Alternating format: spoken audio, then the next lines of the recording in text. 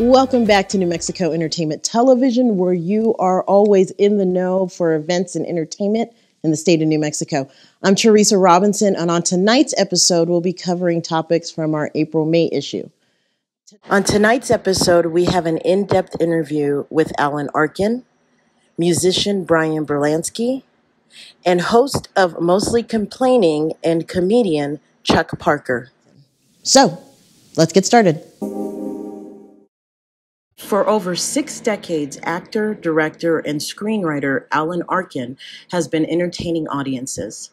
Tonight, we are honored to sit down with the award-winning performer to talk about his beginnings, The Rocketeer, and how he would like to be remembered. Thank you, Mr. Arkin, for meeting with me today. I appreciate it. That's fine, Teresa. How are you? I am good. How are you today? It lives. It lives.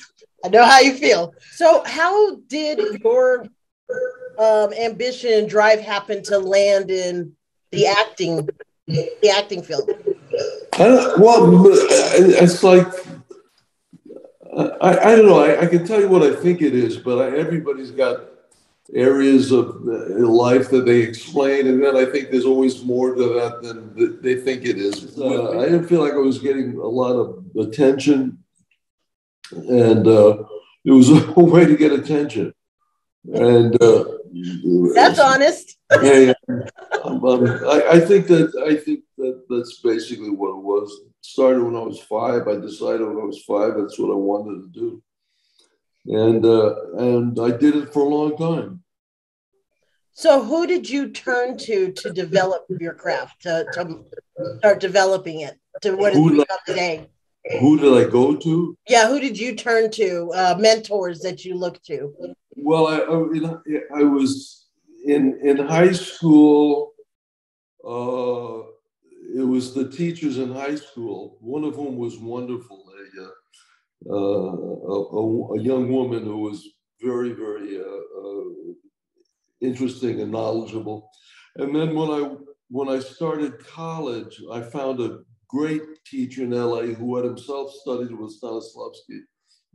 And he became really my mentor. He really showed me what acting was all about. And then I had another teacher in college who was also very instrumental. So the two of them were my big ideals. So I definitely had to bring up, so I was introduced to you at the age of 7 without knowing that I was introduced to you. You did the voice of Smedrick in The Last Unicorn, yeah. Which is still one of my favorite films to this day. Really? Yes, still to this day. I've now shown my kids that movie. They love it. I've shown other people's kids that movie. I just really enjoy that film.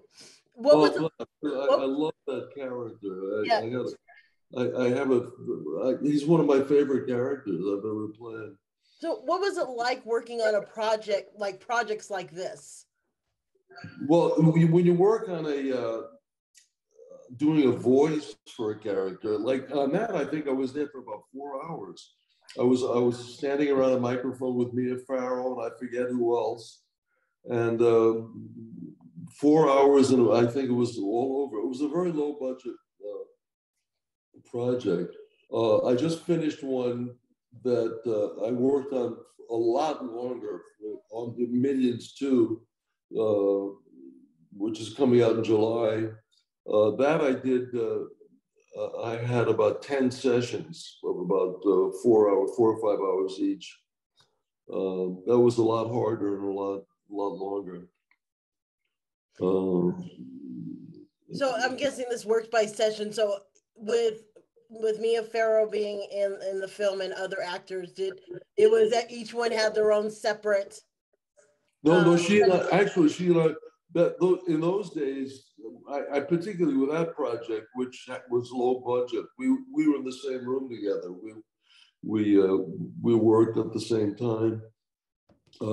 I don't remember Jeff Bridges being there at that time, although I worked with him. I had worked with him a few years before. This new project I'm working with, I do with Steve Carell, but we never even met on this one. It's been the fourth time we've worked together, but on this one, we were never in the same room together. Interesting. Yeah, I love when Millions. you guys work together. You do some great work together. I can't look at him anymore. We're in the same scene. I have to look. It's like if I'm looking at you, I have to look over here because I can't look at him. I can only imagine if he's trying to trip you up on purpose just to see if he can No, freak you out. no, he's never done that to me. Although there have other actors who have done that to me. Like when I worked with Dick Libertini on The In-Laws, he's the guy who played I don't know if you know the film, but he played the dictator. He and I had worked together maybe half a dozen times before that. We're friends. And he tried to get me to laugh. And you can see me starting to go in a few of the takes. It was incredibly embarrassing. So you have had the opportunity to work both in film and television, many projects under your belt.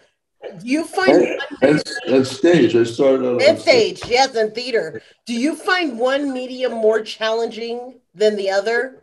Or is it the project that makes it more demanding? It's really the project. Film became somewhat easier for me because the pressure of not making a mistake in front of a large audience is always there.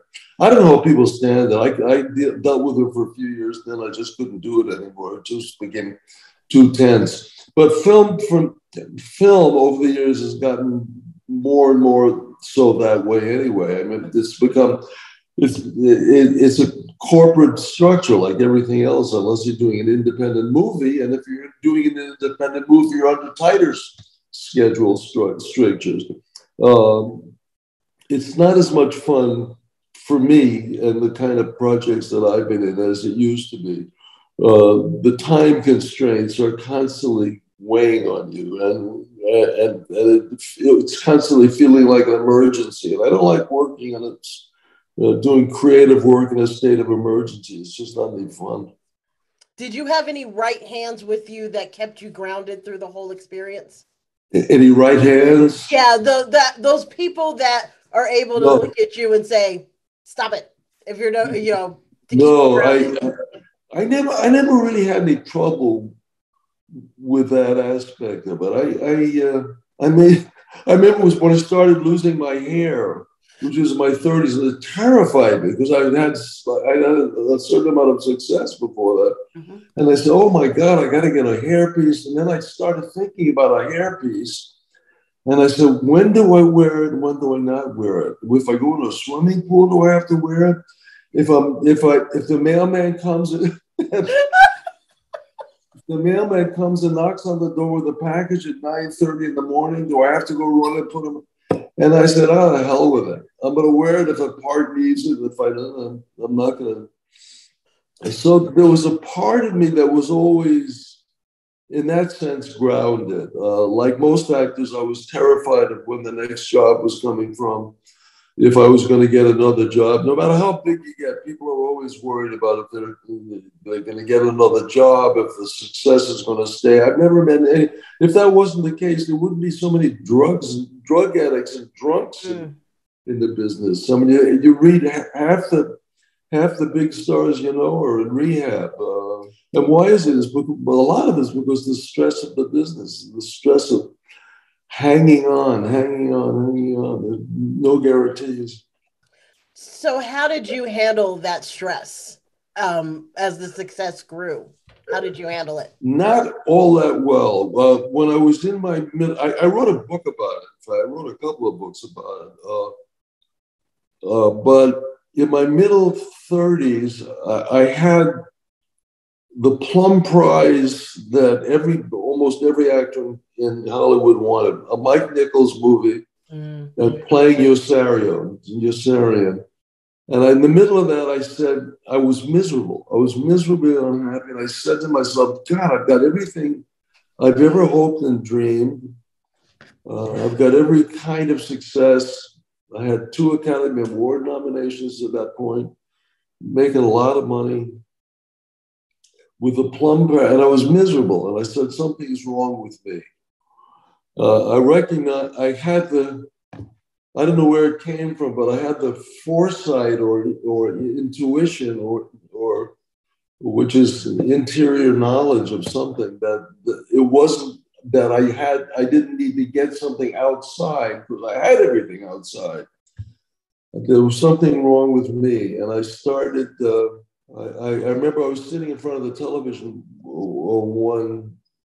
one day in the middle of Catch 22, and I watched a movie called Lost Horizon, the first one, which was a Frank Capra movie. And I got through that movie, and I had the instinct that it was real, that there was something about that movie. I know it was portrayed as a fantasy, but there's something about it that struck me as being real. And I had met a guy who'd said he was a teacher of mostly Hinduism, but it was a very eclectic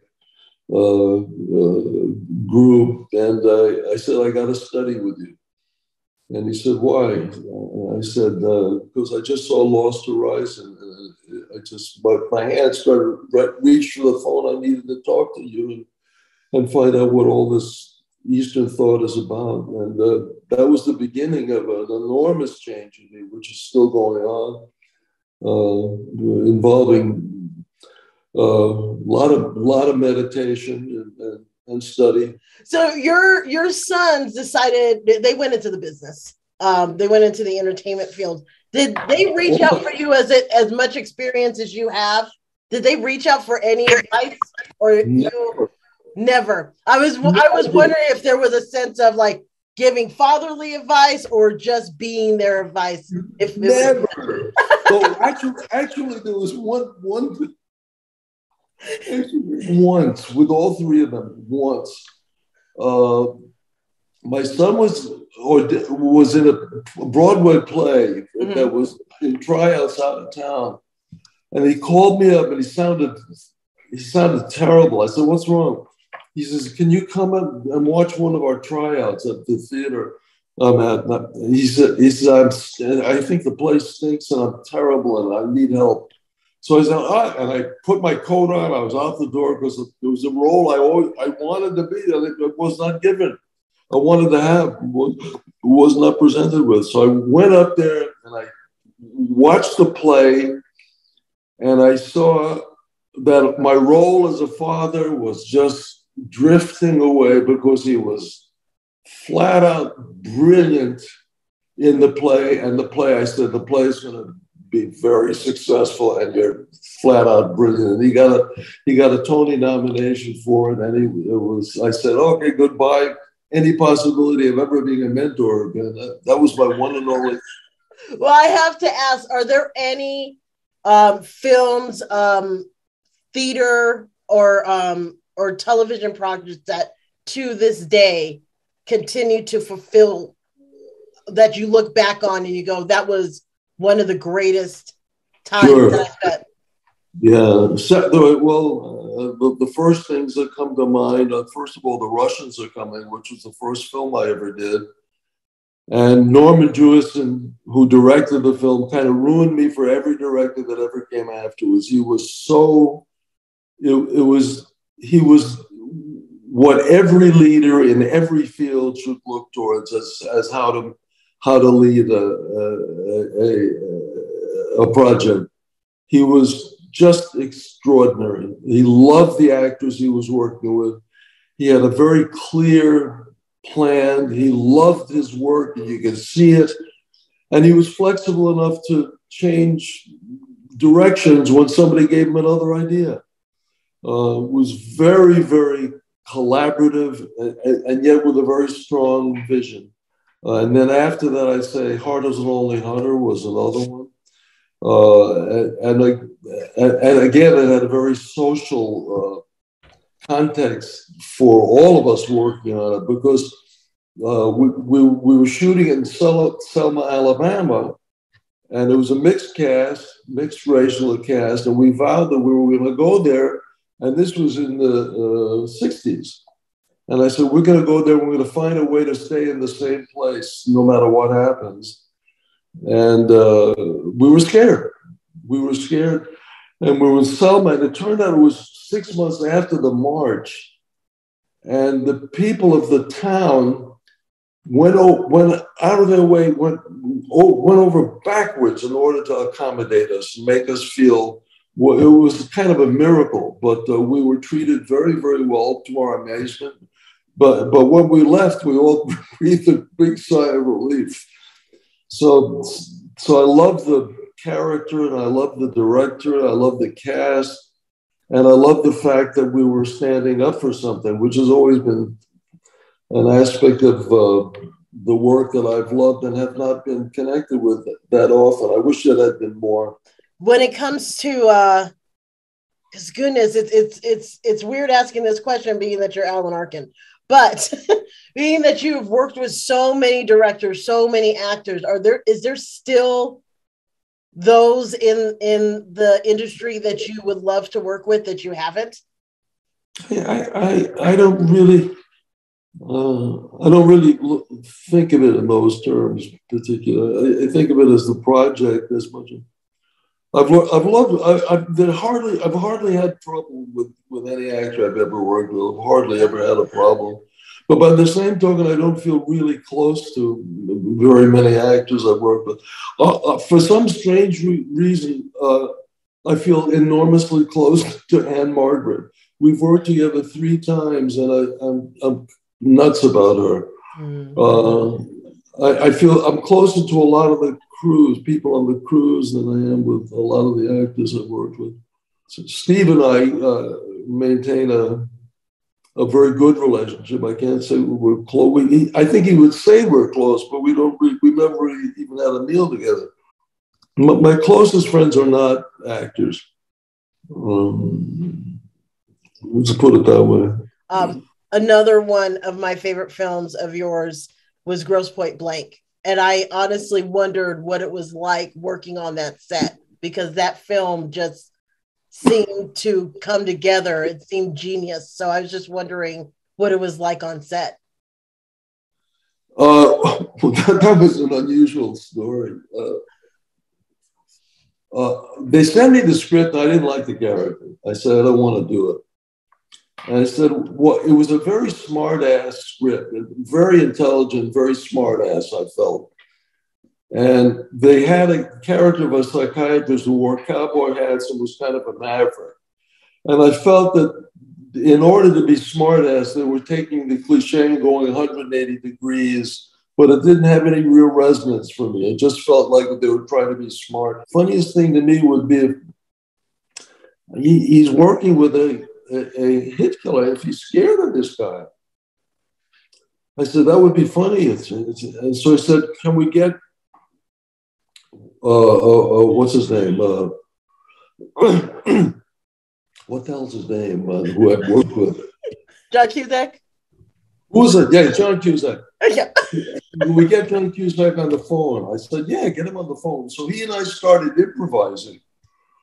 And they wrote it down, and they said, will you fly out here tomorrow and do what we just improvised? And I said, yeah, we did exactly that. They gave us the script of what our improvisation was, and that's what we did. And it took me a day, and I'm always in and out. But it was a way I love to work. I've been in Second City, so I understood that way of working. I felt comfortable working that way. It's nice to know that improvising, compromising it seems with the projects you work on, there's a lot of, at least the directors you work with and the actors, that they give you that leeway to be open and freeing to say, hey, why don't we try this? And there's no, yeah. Yeah, I don't like to, I don't feel comfortable doing it all the time, but there are times when I feel so close to a character that stuff just comes flying out, like Little Miss Sunshine was like that, which is another favorite project of mine for a lot of the same reasons. I just found myself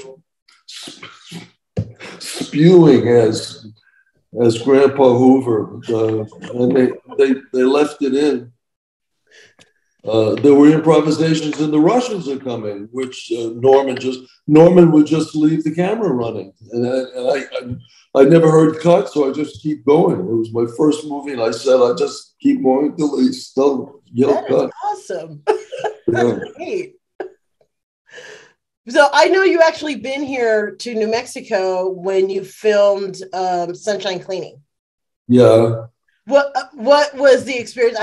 You know, I love this state and I get excited when anybody wants to film here. So I was just wondering about that experience as well of filming in New Mexico and being on set here in this state. I loved working. I loved working. Everything about New Mexico I love except the cold. The cold is what drove us out finally.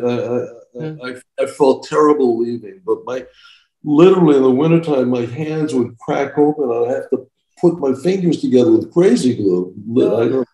I couldn't handle it anymore. I'm too old to be able to deal with that. And coming back to the altitude several times a year was too daunting. So we just sadly had to leave.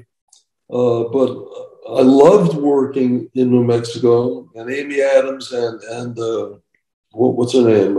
Emily Blunt were delightful, but they cut me out of 15 scenes in the movie. So I had a major part in that film. They cut me out of 15 scenes. And I remember getting a call from the producer on his next film. I said, I'm not going to work with you. I'm not working with you again. He cut me out of 15 scenes in the last movie. So I said, I'll only work with you on this film if you pay me for the scenes I'm not in.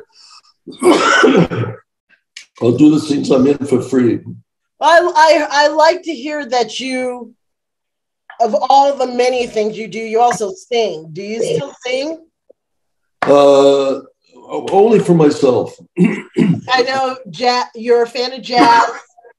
That gets you. I mean, what music inspires you? What else do you like to sit back and kick back and listen to? Beethoven and jazz. And that's about it. Beethoven, jazz, and a certain amount of Hindu chanting. I know it's a strange spread of stuff, but that's what it boils down to. Miles Davis and early 60s stuff, 40s, 50s, and 60s jazz is what I gravitate towards. Miles Davis and Dizzy and Charlie Parker and the MJQ and Mulligan and Chet Baker is what I listen to, and Beethoven. I've always been a kind of oddball, I guess, and this I suppose is reflected in the music. I just say you're very open to musical styles. I definitely would say jazz and Beethoven were. I'm not that open to musical styles. There's a lot of styles I don't want to go near.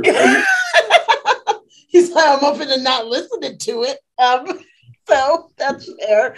So we're celebrating another anniversary for The Rocketeer. What do you think it is about this movie that's created such a loyal following for fans? I didn't know there was one.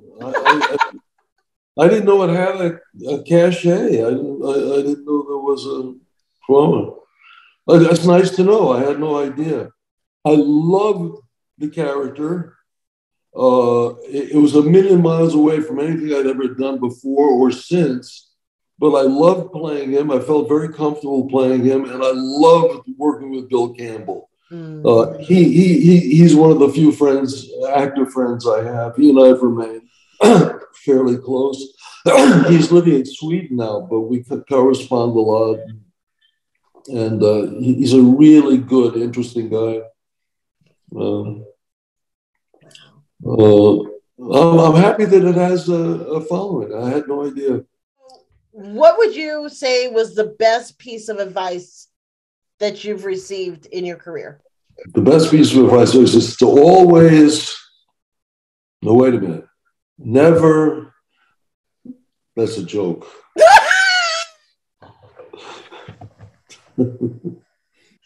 Why am I not surprised? The best piece, I don't know. I can't recall anybody ever giving me any good advice about. My best advice came from myself was in watching other actors' careers go up and down like waves. Recognize that it would probably not always be as good as it was, and to protect myself from the times when I had to do things like the Jerky Boys, which thank God has not been very often. What you've brought to the industry, many are going to look at as a form of mentoring. They're going to look to you on, he did this and he was awesome at it. So what would you like your legacy to be? Well, there have been 3 or 4 actors that I've watched in my life who I felt have given a sense of deep humanity to their work that is way beyond the craft, that has to do with their character as people, that I've learned from watching their work on school. I've learned about what it's like to be a human being from their work. I felt that from a couple of performances of Spencer Tracy, who taught me of how difficult it is to be a good human being. That making the right decisions takes effort and thought and is tough.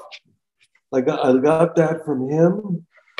There's a performance that I saw from a guy who's not even really well known, named Steve Hill. It was the best performance I've ever seen in my life in a movie called Running on Empty, which is a great movie by Sidney Lumet, directed by Sidney Lumet, with a performance from him that blew me out of the theater. I had to leave the theater after it was one scene. I couldn't handle it anymore. It was so profoundly affecting that I had to leave the theater. I ended up calling him to find out how he did it, where it had come from.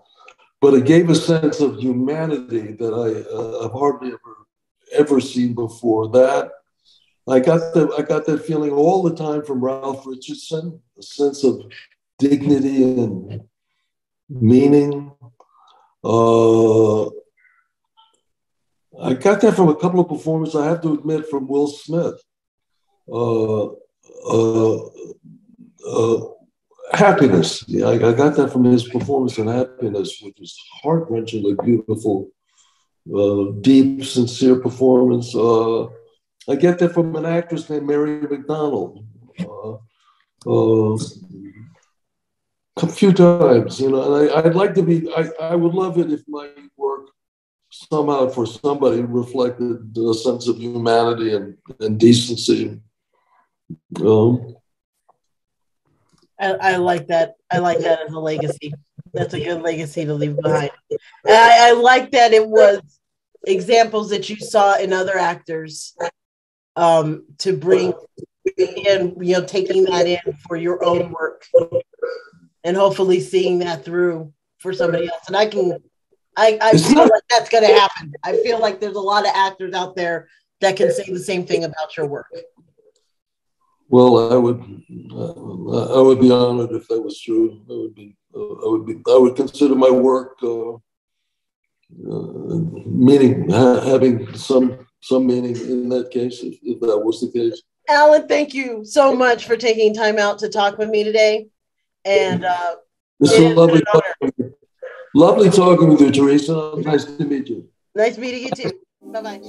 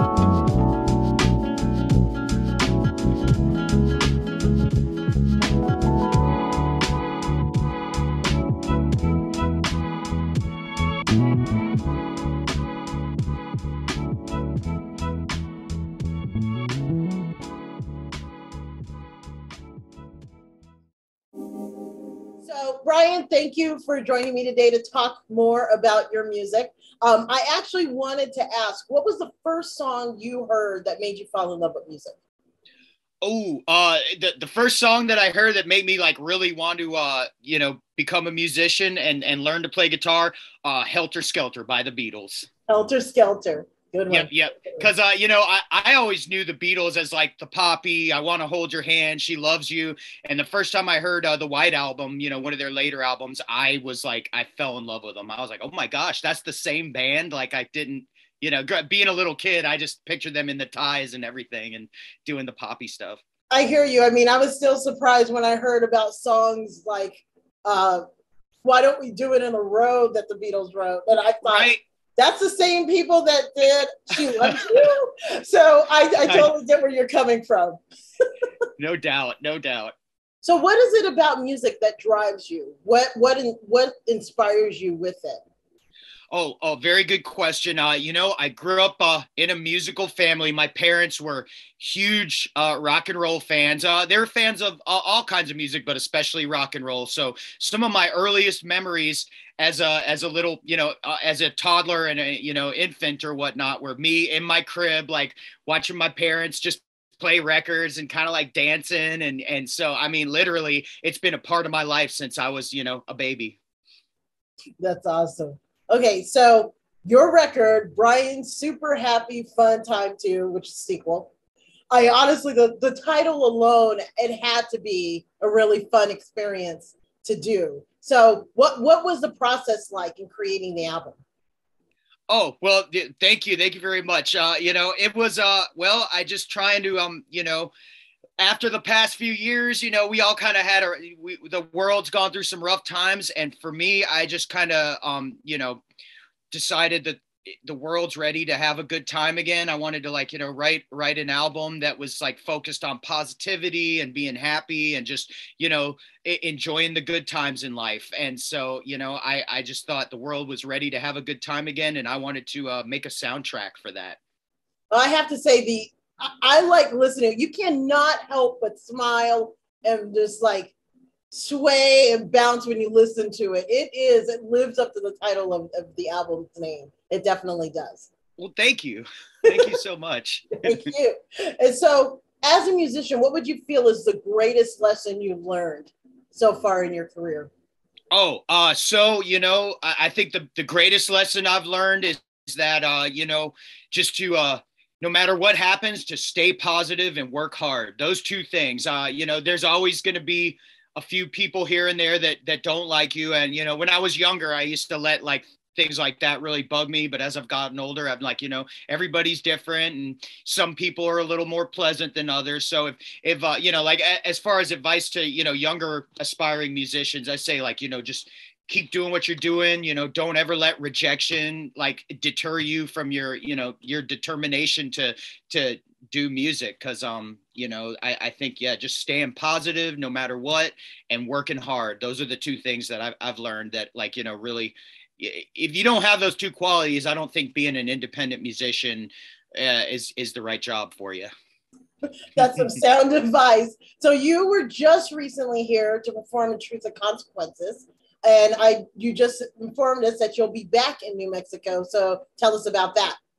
Oh, that's right. I'll be right back in New Mexico, August 8th at the Mine Shaft Tavern in Madrid, New Mexico. So I'm very excited to go back there. I actually got to stop in there and do a radio spot on KMRD. So thanks to them for that too. I mean, but actually, yeah, New Mexico has treated me really good. And I love the state. I think it's a very befitting of the name, the Land of Enchantment.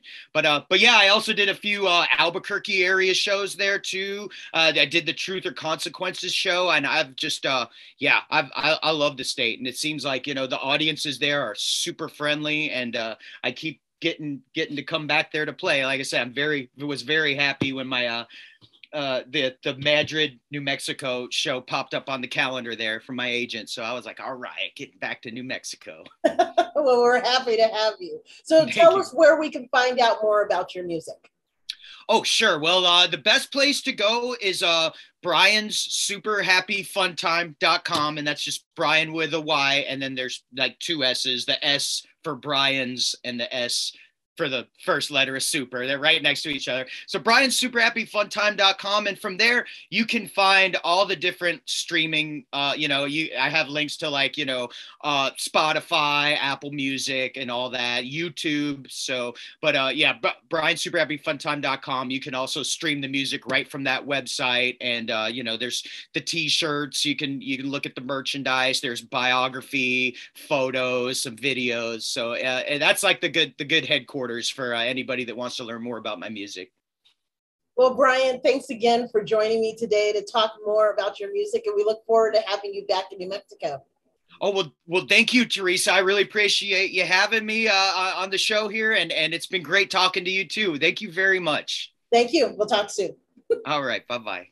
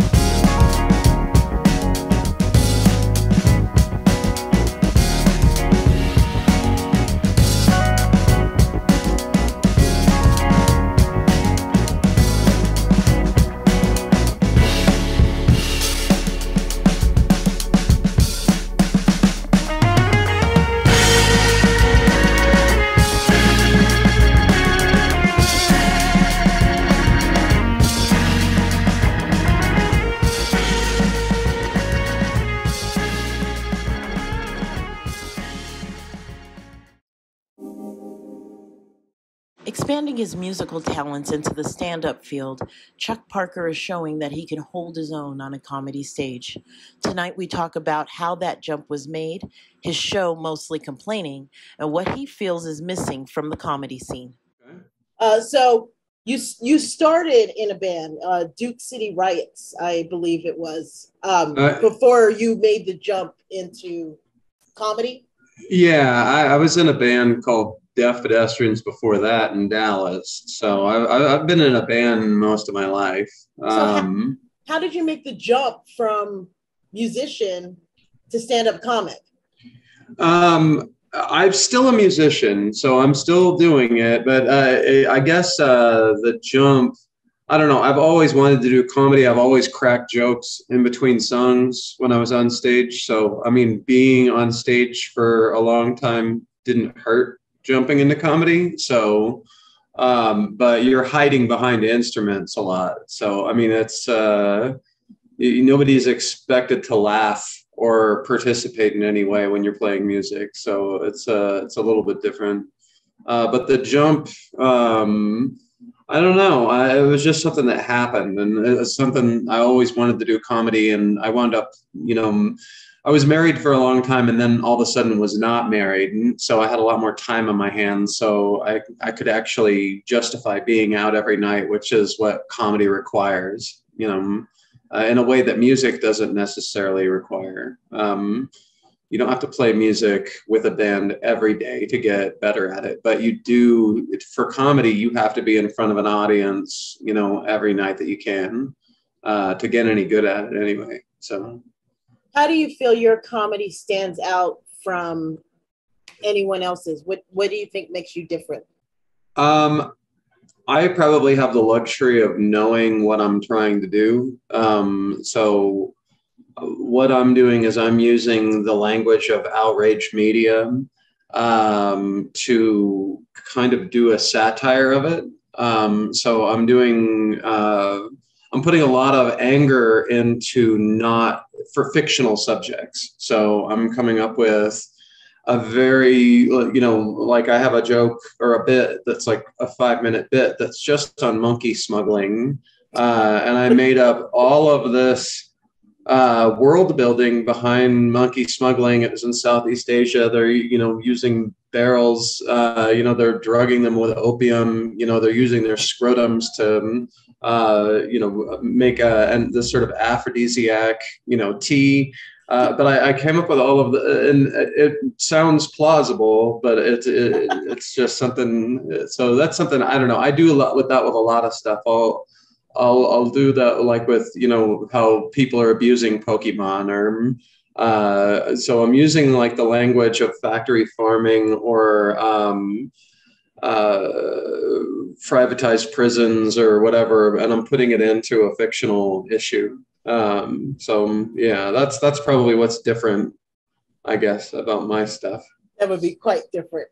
So that would be quite different. Do you feel that I like to ask all comics this, especially some that come from outside of the state, making New Mexico their home. Do you find that there's something that's missing in the comedy scene here in New Mexico?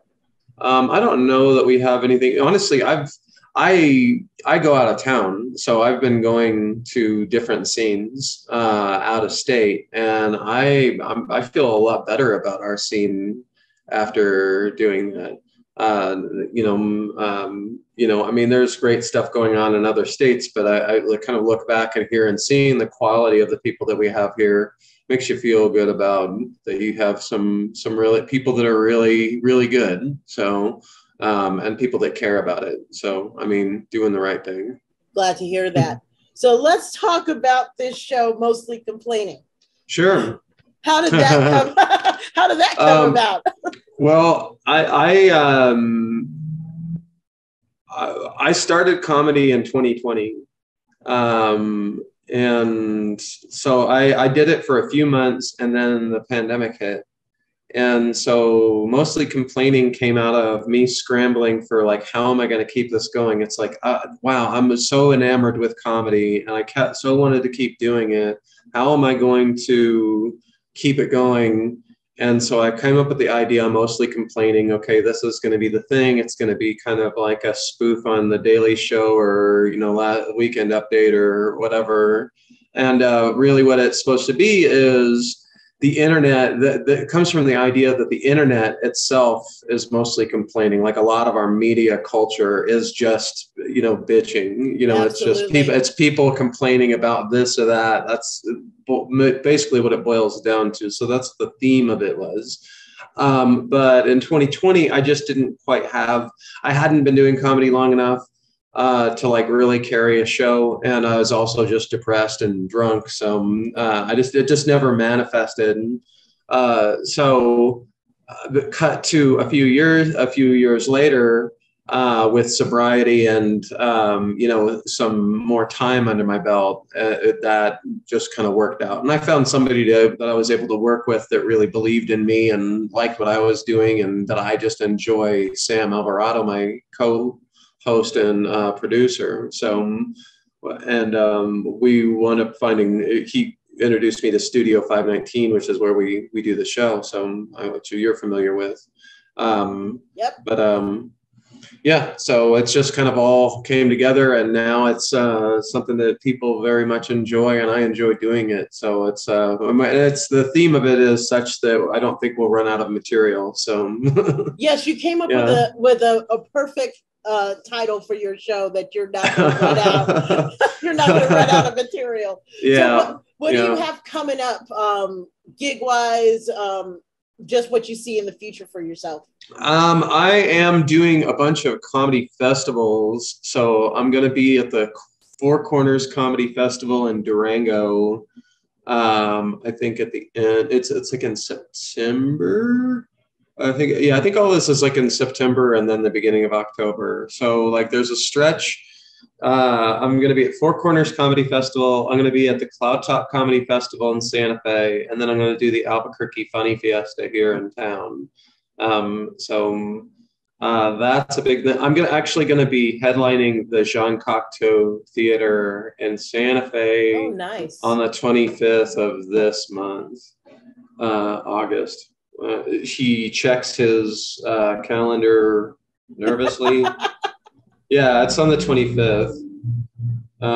It's like the next big gig that I've got coming up. And then, I'm headlining another show in Old Town on the 17th at a winery. So they're starting to have me headline. It's cool, I guess. He says embarrassed. He says with the decency to be embarrassed. Well, where can people find out more about what's coming up and the television show? You can find all of my stuff. It's on my website, which is chuckparkercomedy.com, which is updated sometimes. It's no, I've been pretty decent at it. And then all my social media, at Chuck Parker Comedy on Instagram, Chuck Parker on on Facebook, and yeah, Chuck Parker Comedy on YouTube. It's like I did myself the favor of just doing Chuck Parker. I'm just going to put Chuck Parker Comedy on everything, and if you put Chuck Parker Comedy, like all of those things will come up, and all of that information will come up. So Well, just makes it easier. Well, Chuck Parker, thank you for taking time out to talk with me, and we look forward to seeing you around town. Absolutely, thanks so much. This is your New Mexico Entertainment in 60. AJ Lee and Blues Summit makes a return to New Mexico. Drawing from influences such as country, soul, and jam music, the band uses the lens of bluegrass to explore the thread that unifies all great music. AJ Lee and Blues Summit will be at Tumbleroot Brewery on April 24th in Santa Fe. The award-winning musical Come From Away is a remarkable true story of 7,000 stranded passengers in the small town that opened their homes to this wonderful world of strangers. Come From Away runs from May 11th through the 15th at Popejoy Hall in Albuquerque. Join New Mexico Entertainment for our annual summer event, Morning Tunes, Saturday morning cartoons on the big screen. You even get cereal. Morning Tunes is on May 28th at the Guild Cinema in Albuquerque. This has been your New Mexico Entertainment in 60. For more on events and entertainment, visit nmentertains.com. Thank you for tuning in to this month's episode of New Mexico Entertainment Television, where you continue to be in the know. Join us next month as we cover our Pride issue. Have a good night.